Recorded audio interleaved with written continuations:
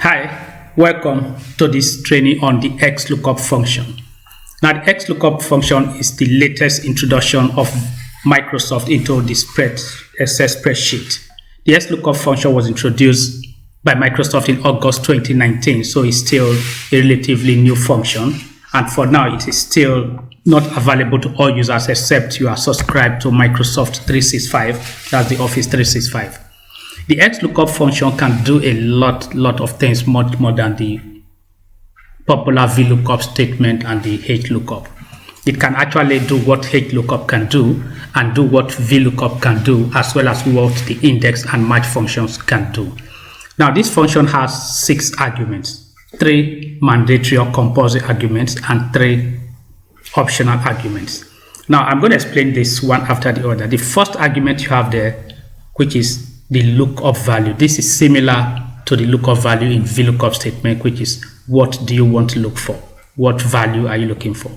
Now, the next argument, which is also a mandatory argument, is the lookup array.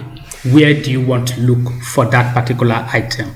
And the third and final compulsory argument is the return array. From where do you want that argument to be returned? What do you want to return within that selected range? Now, we have 3 other arguments which are optional. The first one is if not found. Now, the if not found is similar to if false argument in the VLOOKUP statement. In the event that the XLOOKUP is unable to see the value, the if not found saying what value do I return. Now, if I take my XLOOKUP, simplest way, I'm saying the first one, this is the first argument, which is the value to look up. The second argument is the return array, where to look for that value. And the third argument is if this is the third argument, which is return array, what to look for. And the fourth argument is the non-mandatory argument, if not found. In the event that that value is not found, what should I return? Now, we still have other ones. It is the match mode. That is the 5th argument.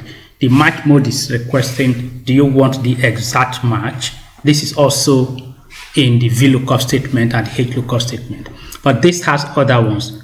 If you take -1, it's saying exact match or next smaller item. 1 is exact match or next larger item. And you can even do the wildcard character match. These are features that Microsoft newly introduced to this powerful XLOOKUP function. The last argument there, which is also an optional argument, is the search mode. We know that the VLOOKUP usually searches from bottom down. It looks for the figure on the first column to the right, to the left, and looks rightward. Now, this XLOOKUP has the same ability to search from top to bottom, that's from the first to the last. It can also search from last to the first. This is a feature that VLOOKUP does not have. It can also do a binary search. If you've sorted your data in ascending order, it can do a binary search from top, and it can also do a binary search from bottom, having sorted your data in descending order. Now, we're going to look at our examples and see how this works.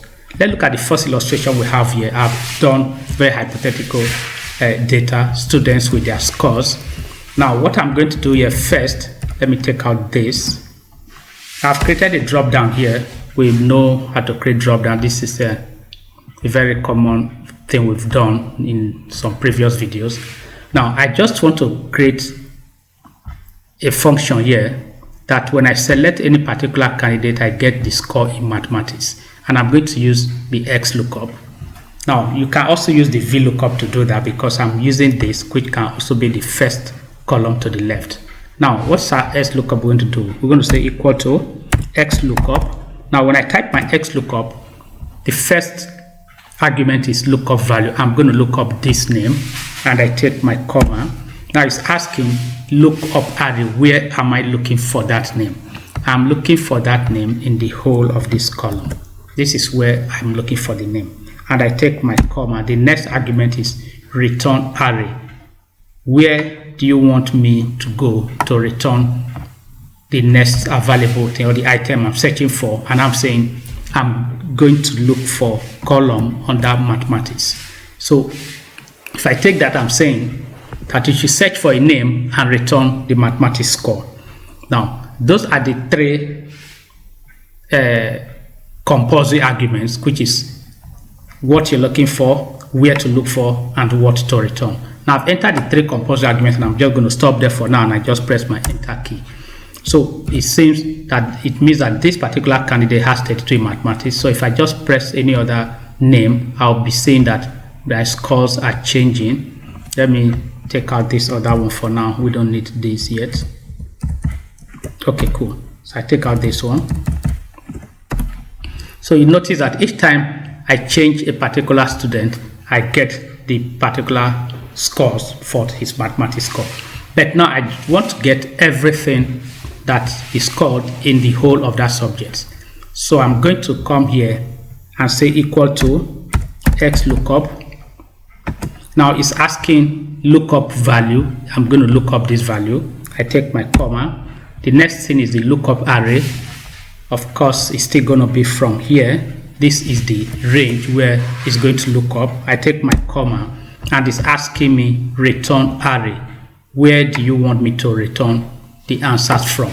This time, I don't want only mathematics. I want math, physics, chemistry, and biology. So I'm highlighting the whole of these three. Now I have completed my three arguments. I've gotten my lookup value. I've gotten the lookup value, and I've gotten where I want it to return from. So I just press my enter key. Now you can see that I have completed the three. Now if you were using VLOOKUP, you have to first of all do one and copy across. But with XLOOKUP, I just enter it as a range and it goes straight. So I'm going to just change this here. Now I have actually picked this particular data from here, so it's going to pick the same name. So I just come here, click this. You can see I have all the scores here. I pick another particular candidate and I have all the scores. Now that is how powerful the XLOOKUP is. Now if I change this, let me change this and insert it here. Now having done this, nothing changes in my answers. But you know, with VLOOKUP, the moment I shift that, the whole thing will scatter because I can't get the information anymore, which means XLOOKUP has the ability of looking up a particular value on the right and matching it to the left or to the right. Now we'll look at the next illustration and see other things that XLOOKUP can do. Now we have this information here, and we have scores for 2 months, January and February. Now if you're using the VLOOKUP, you notice that each time you have a name appearing twice, or a particular unique value appearing twice, VLOOKUP will report only the first one. But if you're using XLOOKUP, you have a choice to say report the later name or report the earlier one. So in this case now we have the same students for the month of January and February. Now we already know that when I did this, all I'm saying is if you check here, I've highlighted the whole of this data, which is January down to December, January down to February. So if I pick any one, it's going to take only the month of January, because January appears first before February. So if you check now, I have Uzochukwu Ekene, which is his first name, and the system has reported these particular scores. But if you look down, you will see that in February we also have this same candidate. Now, why did the system pick only the January and not below? Because what we've done, we've assumed that we are looking at these figures from top to bottom, which is also a requirement for XLOOKUP. But what if we want the scores in February? We'll be telling XLOOKUP, search for the later scores and not the first score. Now we are going to come to how we can do that. Let me delete here. So I'll come here. Let me just copy this same scores, these addresses here, and I come here. I'm going to say equal to XLOOKUP.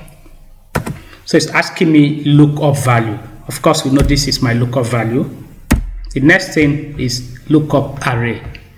It hasn't changed. This is still my lookup array. Now the next thing is return array. My return array also hasn't changed. So this is still my return array for all the subjects. Now the next thing is if not found. Assuming that number is not found, just give us a space. So I can do something like this. Give us a space. And I take this. Now of course I want the exact match. So I'm taking 0. Now look at the last argument. I want it to search from the bottom so that I can pick February. So I'm going to select this. Search last to first, which means it's going to pick February figure before January. So I select that and I close my bracket and I press my enter. Now look at the same candidate. This particular section has reported the scores for the month of February. Let's look at the scores. The score for the month of February: 21, 34, 52, and 21. That's the scores that are reported here. Now, this is one very fine feature of the XLOOKUP, which other lookup functions have not actually addressed before now. Let's change that name and see. Fine, you can see this is this person's score for January. This is the score for the month of February. We'll just leave this for now, and in the next video we'll see another example of XLOOKUP. Thank you very much for listening. Bye bye.